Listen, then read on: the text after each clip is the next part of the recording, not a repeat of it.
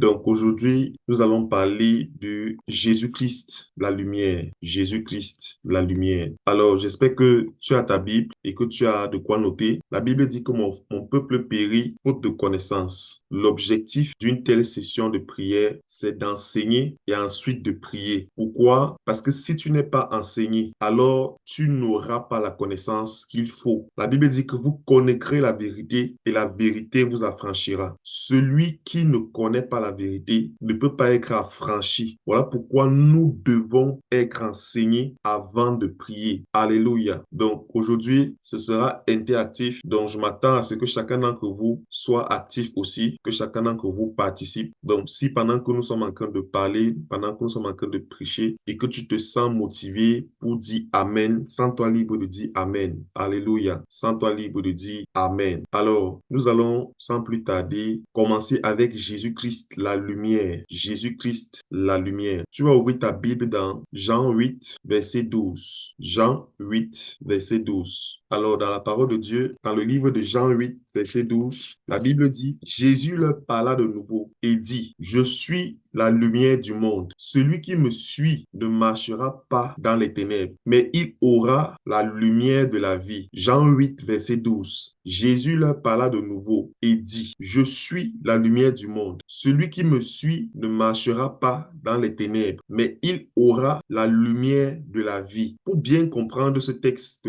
il y a trois expressions à comprendre. La première expression, c'est la lumière. La deuxième expression, ce sont les ténèbres. Et la troisième expression, c'est la vie. Jésus dit qu'il est la lumière. Il y a plusieurs lumières, mais Jésus-Christ est la lumière. Il y a plusieurs lumières, mais Jésus-Christ est la lumière. Ceci veut dire que sans Jésus-Christ, le monde est dans les ténèbres. Jésus a dit, je suis la lumière du monde. Donc, lorsqu'il n'y a pas Jésus, il y a les ténèbres. Le monde est dans les ténèbres. Et c'est parce qu'il y a la lumière, Jésus-Christ, que certaines personnes sont éclairées. Donc, le monde dans lequel nous vivons aujourd'hui, c'est un monde dans les ténèbres. C'est un monde dans les ténèbres. Et Jésus est venu afin d'être la lumière de ce monde. Jésus est venu afin d'être la lumière de ce monde. Alléluia. Donc, comme je le disais tout à l'heure, il y a plusieurs lumières et chacun d'entre nous est une lumière. Chacun d'entre nous est une étoile. Parlant d'étoiles, vous avez certainement déjà eu à entendre parler des personnes qui disent on a volé mon étoile.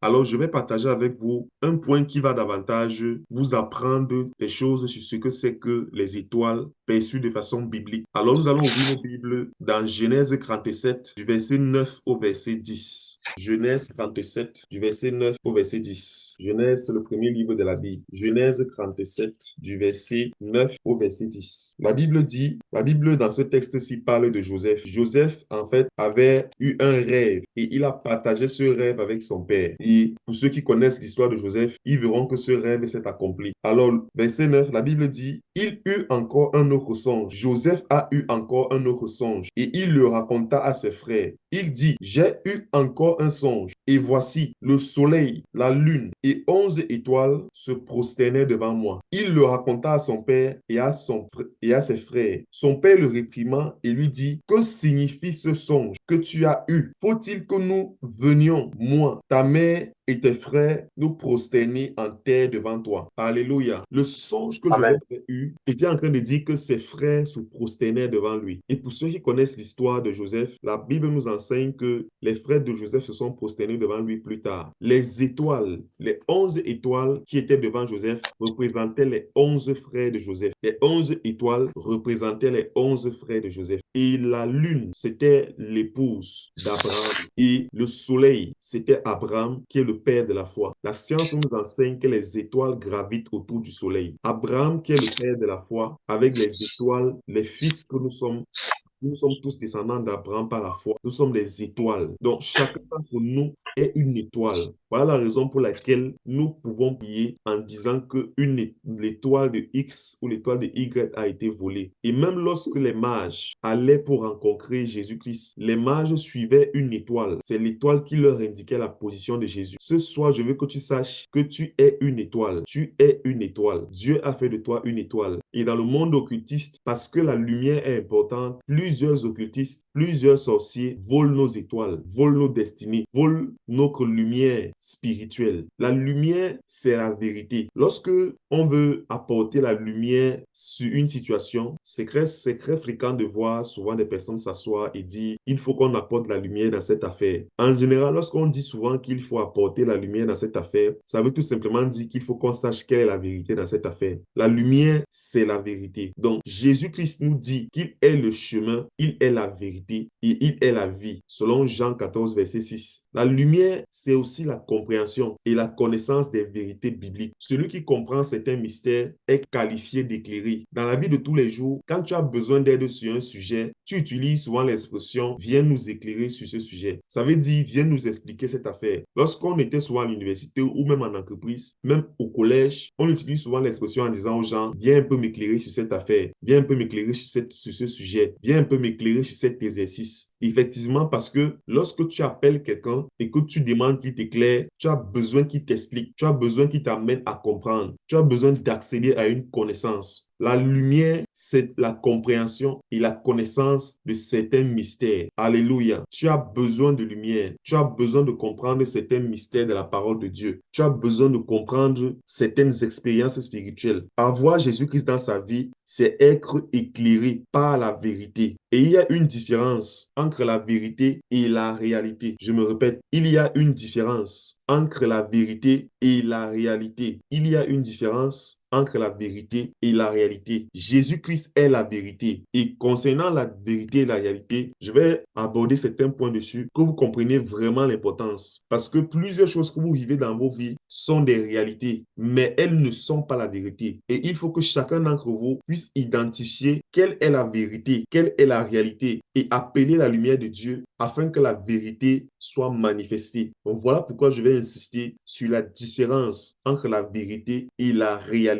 Alléluia. Alors, la vérité, comme je l'ai dit, c'est Jésus-Christ. Et nous allons commencer d'abord avec la réalité. La réalité rime avec réel. La réalité, c'est le caractère de ce qui existe, ce qui est tangible, ce qui est physique. Lorsqu'on parle de la réalité, on parle des faits évidents, des choses qu'on peut toucher, des choses qu'on voit, des choses qu'on peut comprendre. Même lorsqu'on parle de réalité virtuelle, pour ceux qui connaissent un peu l'informatique, quand on parle de réalité virtuelle, on veut simuler un environnement virtuel pour qu'il ressemble à un environnement physique. Par exemple, on peut faire visiter une maison à quelqu'un à partir d'un casque de réalité virtuelle. Mais dans la virtualité, on fait les efforts pour que celui qui va voir le virtuel ait l'impression que ça ressemble à un environnement physique. Donc, lorsqu'on parle de réalité, c'est parce qu'on veut chercher quelque chose qui est tangible, qui est compréhensible. La réalité, c'est ce que tu perçois dans le monde physique. C'est ce que tes yeux charnels et tes sens perçoivent. Mais la vérité, c'est ce qui est perçu dans le monde spirituel. Je me répète, la réalité, c'est ce que tu perçois dans le monde physique. C'est ce que tes yeux charnels et tes sens charnels perçoivent. Mais la vérité, c'est ce qui est perçu dans le monde spirituel. Alors, je vais prendre un exemple dans la Bible afin de te faire voir la différence entre la vérité et la réalité. Alléluia. Donc, nous allons prendre l'exemple de Élisée, du prophète Élisée. Dans l'histoire de 2 Rois, chapitre 6, la Bible nous enseigne que le roi syrien voulait faire arrêter le prophète Élisée parce que chaque fois que le roi syrien avait des plans pour détruire le peuple d'Israël, le serviteur du prophète Élisée, en fait, le prophète Élisée avait toujours une longueur d'avance sur la Syrie. Ça veut dire que les gens étaient en Syrie, ils planifiaient comment ils allaient venir détruire Israël dans leur coin, dans le secret, mais Dieu révélait toujours à Élisée ce que les autres voulaient faire. Et donc le roi syrien était fâché et il voulait faire arrêter le prophète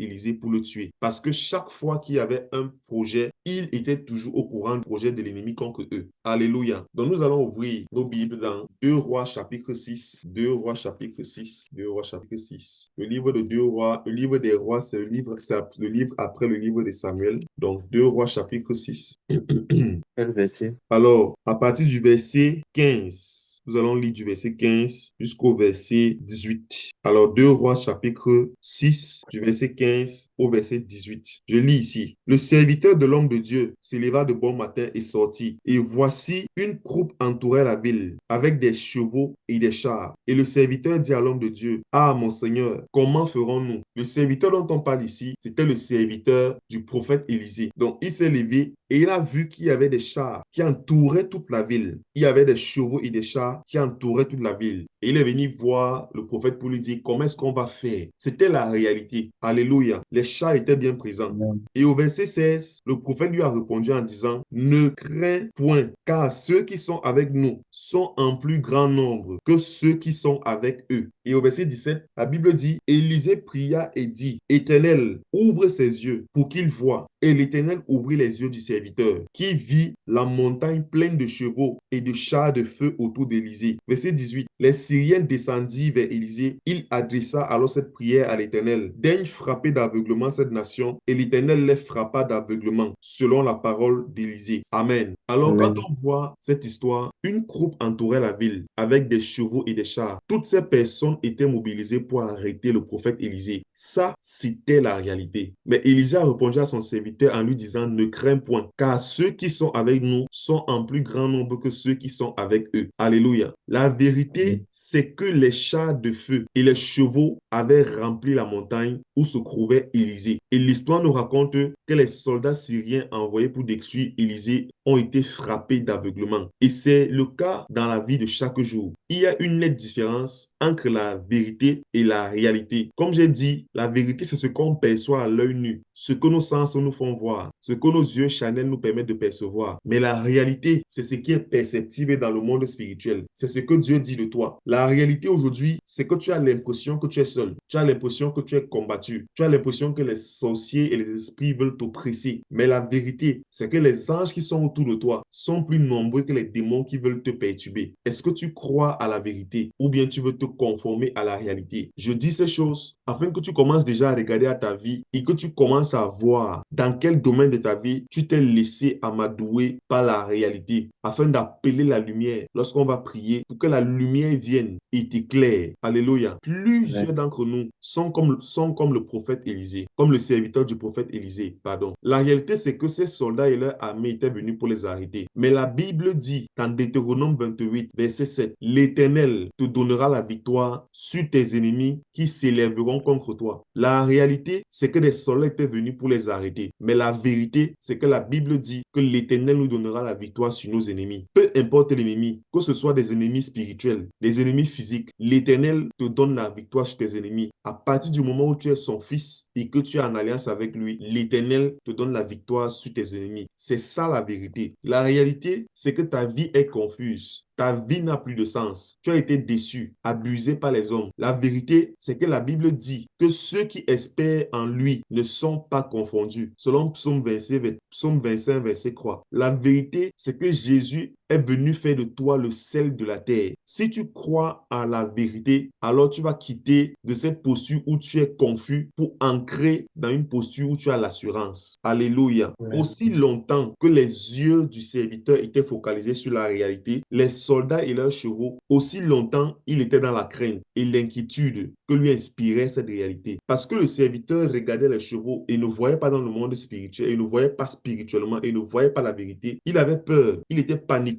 Aussi longtemps que tes yeux seront fixés sur les réalités de ton quotidien, aussi longtemps que tu vas vivre dans la peur, la crainte, l'inquiétude que t'inspirent tes réalités d'aujourd'hui, jusqu'à ce que tes yeux soient ouverts, tu seras toujours craint. Que t'inspirent tes réalités? Est-ce que c'est l'échec? Est-ce que c'est l'insécurité? Est-ce que c'est le rejet? Est-ce que c'est la souffrance? Est-ce que c'est l'isolation? Jésus dit dans Jean 8, verset 32, vous connaîtrez la vérité et la vérité vous rendra libre. La réalité, c'est qu'à l'instant où je te parle, tu es peut-être prisonnier de quelque chose, prisonnier peut-être de la drogue, prisonnier de l'alcool, prisonnier du sexe, prisonnier de la cigarette, prisonnier de la pornographie, de l'amertume, de la sorcellerie, d'une maladie. La réalité, c'est que peut-être que ta vie te fatigue, tu es dépassé par ta vie. Mais la vérité, c'est que Jésus a dit, je suis le chemin, je suis la vérité, je suis la vie. Si vous connaissez la vérité, si vous connaissez Jésus, vous serez libre. Alléluia. Donc, j'ai partagé ces points avec vous pour que vous compreniez la nécessité de comprendre que la lumière de Christ vient pour nous éclairer. Et cette lumière vient nous apporter la vérité. Si tu comprends bien la vérité, alors sache que par la lumière de Jésus, tu peux vivre dans la vérité. Je me répète, si tu comprends bien la vérité telle que je te l'ai expliquée, alors par la puissance de la lumière de Jésus-Christ, tu peux vivre dans la vérité, tu peux vivre dans la victoire, tu peux vivre dans la confiance que Dieu nous procure en Jésus-Christ. Alléluia. Alors, qu'en Amen. est-il des ténèbres? Qu'en est-il des ténèbres? Dans Jean 12, verset 35, la Bible dit que Jésus leur dit, la lumière est venue pour un peu de temps au milieu de vous. Marchez pendant que vous avez la lumière, afin que les ténèbres ne vous surprennent point. Celui qui marche dans les ténèbres ne sait où il va. Celui qui marche dans les ténèbres ne sait où il va. Les ténèbres, c'est le manque de lumière, c'est l'ignorance, c'est l'obscurité. Quand tu vois quelqu'un qui vit sans se soucier de Dieu, tu te lèves le matin, tu ne prends pas le temps de faire un culte à Dieu, tu ne lis pas ta Bible, tu ne médites pas sur les Écritures, tu fais ta vie comme tu veux. Le soir, tu te couches, tu dors. Mon ami, sache que tu es en train de vivre dans les ténèbres. C'est parce que tu es extrêmement ignorant que tu vis ainsi. Et après, tu n'arrives plus à prier parce que ton esprit est assoupi, ton esprit s'est endormi. Attends, je vais t'enseigner quelque chose pour que tu comprennes bien ce que je viens de t'expliquer. Dans Matthieu 6, verset 9, la Bible dit, voici donc comment vous devez prier. Notre Père qui est aux cieux, que ton nom soit sanctifié, que ton règne vienne, que ta volonté soit faite sur la terre comme au ciel. Donne-nous aujourd'hui notre pain quotidien. Alléluia. Il y a un pain quotidien que nous devons recevoir chaque jour. Dieu a un pain quotidien qu'il doit te donner chaque jour. Dieu a un pain, Dieu a une nourriture, Dieu a un cadeau pour toi chaque jour. Et la raison pour laquelle tu ne prends pas le temps pour prier, tu ne prends pas le temps pour aller en communion avec Dieu chaque jour, tu ne prends pas le temps pour lire ta Bible, c'est parce que tu es encore dans les ténèbres, c'est parce que tu es encore dans l'ignorance, c'est parce que tu ignores totalement ces choses que tu ne pratiques pas cela. Parce que si tu es conscient, si tu es éclairé sur le fait que Dieu a quelque chose à te donner chaque matin, alors tu dois comprendre que chaque jour, tu dois te lever et prier. Parce que Dieu a quelque chose qu'il veut te donner. La raison pour laquelle plusieurs personnes vivent leur vie chrétienne comme ils veulent, sans prier, sans jeûner, sans se donner du sacrifice pour être dans la présence de Dieu, c'est parce qu'elles sont ignorantes, c'est parce qu'elles sont dans les ténèbres, parce que personne ne peut refuser d'aller vers son Créateur, d'aller vers le Père qui est au-dessus de tous les pères, chaque jour, pour aller recevoir un cadeau, lorsqu'il sait que ce Père a quelque chose pour lui chaque jour. Alléluia. Celui qui est dans les ténèbres ne voit rien. Il y a plusieurs personnes qui souffrent dans leur vie parce qu'ils sont dans les ténèbres. Beaucoup souffrent parce qu'ils ont été attachés chez un marabout ou par un sorcier. Beaucoup souffrent parce qu'ils ignorent que les choses qu'ils ont fait dans leur vie les rattrapent. Tu as blessé les enfants des gens. Tu ne leur as jamais demandé pardon. Ces personnes t'ont maudit dans leur cœur. Tu as été avec quelqu'un, tu l'as trompé, tu l'as blessé. Pourtant, il était sérieux, il était engagé. Quand cette personne va te maudire dans son cœur, la malédiction va s'accomplir parce que tu as blessé la personne. Tu ne sauras jamais tant que tu n'appelles pas la lumière de Jésus-Christ dans cette situation. Jamais, jamais, jamais, jamais. Il y a des gens qui prêtent l'argent. Tu as emprunté de l'argent à quelqu'un. La personne t'avait dit, rembourse-moi l'argent d'ici le 20. Le 20 est passé, tu n'as pas remboursé. Un mois, 2 mois, tu esquives la personne. Et la personne t'a maudit dans son cœur. Et aujourd'hui, tu souffres sans connaître la raison pour laquelle tu souffres. Parfois, c'est parce que tu as maltraité les gens. Tu as fait souffrir des gens à cause de ta façon de te comporter, à cause de ta façon de vivre. Tu as fait souffrir des gens. Celui qui est dans les ténèbres ne voit rien.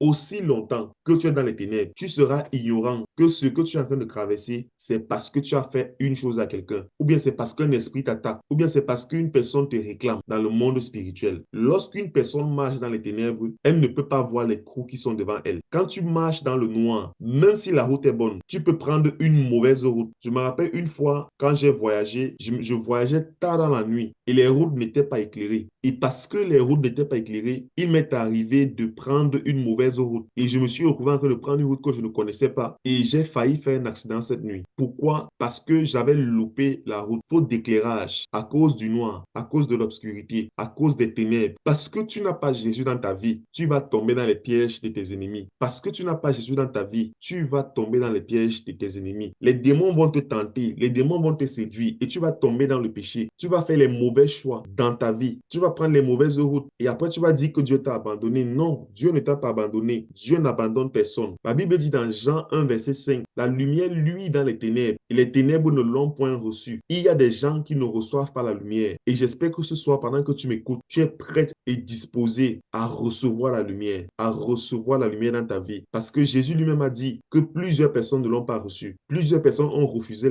la lumière parce qu'elles préfèrent rester dans les ténèbres. Plusieurs personnes refusent d'être éclairées parce qu'elles veulent rester et cacher des choses. Alors, avant qu'on ne commence à prier, je vais aborder ce dernier point. Comment vaincre les ténèbres à partir de la lumière? Comment est-ce que je fais pour vaincre les ténèbres dans ma vie à partir de la lumière qu'est Jésus-Christ? Dans le livre de 1 Jean, chapitre 1, versets 5 à 7, la Bible dit, la nouvelle que nous avons apprise de lui et que nous vous annonçons, c'est que Dieu est lumière et qu'il n'y a point de ténèbres en lui. 1 Jean, chapitre 1, versets 5 à 7. Je relis. La nouvelle que nous avons apprise de lui et que nous vous annonçons, c'est que Dieu est lumière et qu'il n'y a point de ténèbres en lui. Si nous disons que nous sommes en communion avec lui, si tu dis que tu es en communion avec Dieu et que nous marchons dans les ténèbres, nous mentons et nous ne pratiquons pas la vérité. Mais si nous marchons dans la lumière, comme il est lui-même dans la lumière, nous sommes mutuellement en communion et le sang de Jésus-Christ, son Fils, nous purifie de tout péché. Alléluia. Je vous ai dit au début que le monde est rempli de ténèbres. Alors je vais t'amener, pour que tu comprennes vraiment comment vaincre les ténèbres à partir de la lumière, je vais t'amener à faire un petit exercice. Dans ton esprit, visualise le monde comme le noir partout autour de toi. Essaye de voir ce monde dans lequel tu vis, ton monde à toi, le monde dans lequel tu es, comme le noir partout autour de toi. Maintenant que tu l'as fait, essaie de visualiser Jésus-Christ comme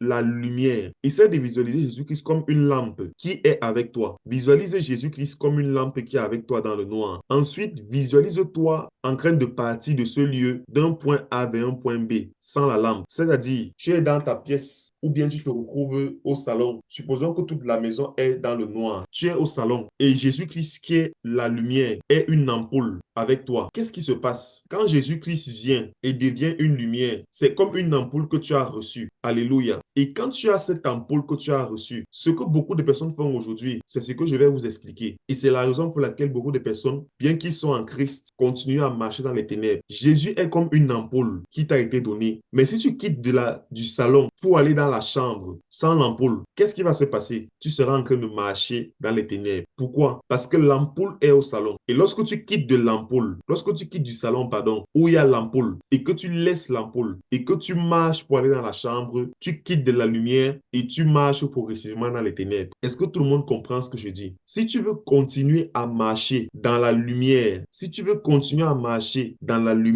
qu'est-ce que tu dois faire? Voilà, merci Yvan. Yvan me donne une très bonne image. Comme on peut le voir, Jésus est la lumière. Toutes les personnes qui sont en bas de Jésus sont des lumières. Mais si ces personnes décident de quitter pour marcher et traverser le cercle que Jésus a délimité, elles vont se retrouver automatiquement dans les ténèbres. Alléluia. Merci pour l'image, Yvan. Très bonne illustration. Chacun d'entre nous doit marcher dans la lumière. Si tu veux continuer à marcher dans la lumière, qu'est-ce que tu dois faire? Tu dois porter la lampe et marcher avec elle. Tout à l'heure, tu as laissé la lampe au salon. Tu es parti dans la chambre. Si tu veux marcher dans la lumière, tu dois marcher avec la lampe. Ça veut dire quand tu quittes du salon pour aller dans la chambre, tu marches avec la lampe. Chacun d'entre nous est mobile. Nous ne sommes pas immobiles à un seul endroit. Voilà pourquoi nous devons marcher avec Jésus-Christ dans la lumière. Pour vaincre les ténèbres, tu dois marcher avec la lumière chaque jour. Accepter Jésus, c'est recevoir la lampe, c'est recevoir la lumière. Marcher sans Jésus, malgré qu'on ait accepté Jésus, c'est laisser la lampe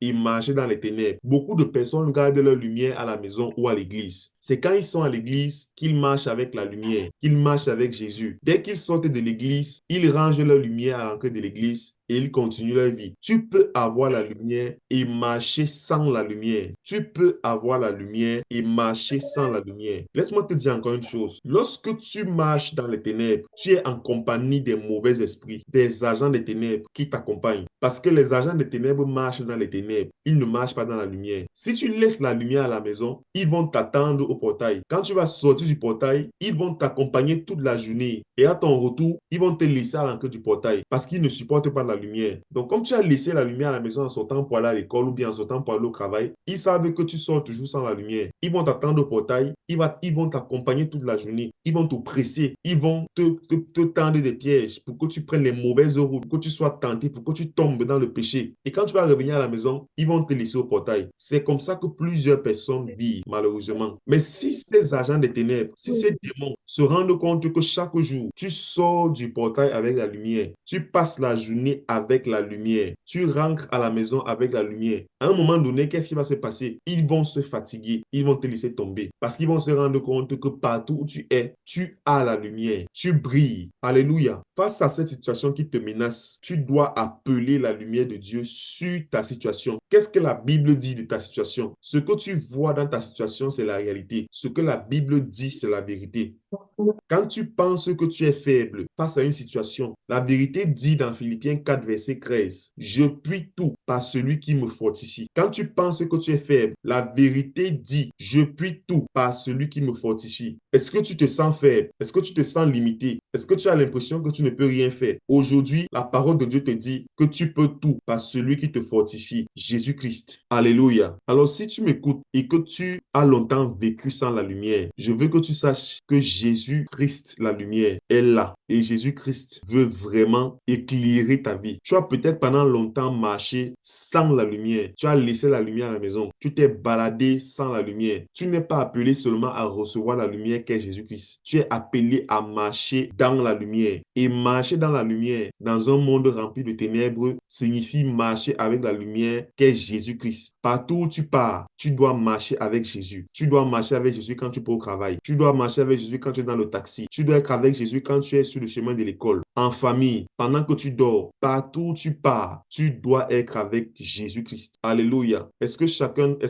tout le monde, est-ce que c'est bon jusqu'ici? Oui, oui, c'est bon. Alléluia. Alors, nous allons donc continuer. Nous allons commencer à prier. Mais avant de commencer à prier, je vais faire passer ce chant. Je veux que où tu es, que tu sois vraiment concentré. Que tu sois vraiment concentré. C'est un chant d'adoration. Pense à tout ce que je viens de te partager avant qu'on ne commence à prier. Adore Dieu pendant que ce chant va passer. Concentre-toi sur Dieu. Focalise-toi sur Dieu. Focalise tes pensées sur Dieu. Écoute le chant et focalise-toi sur Jésus-Christ. Alléluia. Que chacun soit focalisé sur Jésus-Christ après le chant. Et après, nous allons prier. Donc, je vais faire passer le chant. Que chacun se focalise sur Jésus-Christ. Le chant dit, aussitôt il fut guéri. Le chant dit, il guérit. Jésus guérit. Il y avait cette femme à la perte de sang. Aussitôt elle fut guérie. Il y avait ce fils dont la mère était souffrante. Aussitôt elle fut guérie. Il y avait ce père dont la fille venait de mourir. Aussitôt elle revit. Il y avait cet homme qui devait... Allô, est-ce que vous entendez la musique passer? Est-ce que vous avez commencé à entendre la musique passer? Oui, oui, de mon côté, j'entends. Ok, je voulais juste me rassurer parce que je n'avais pas vos retours. Ok, donc nous allons adorer. Il y avait ce fils dont la mère était souffrante. Aussitôt elle fut guérie. Il y avait ce père dont la fille venait de mourir. Aussitôt